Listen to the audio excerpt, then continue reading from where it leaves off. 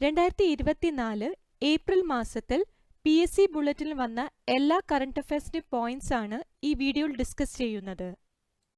2023 സാഹിത്യത്തിനുള്ള സരസ്വതി സമ്മാൻ കവി പ്രഭാവർമ്മയ്ക്ക്. രൗദ്ര സാത്വികം എന്ന കാവ്യാഖ്യായിക്കാണ് പുരസ്കാരം. 15 ലക്ഷം രൂപയും പ്രശസ്തി പത്രവും ഫലകവും അടങ്ങുന്നതാണ് പുരസ്കാരം. 2023 സാഹിത്യത്തിനുള്ള സരസ്വതി സമ്മാൻ കവി പ്രഭാവർമ്മയ്ക്ക്.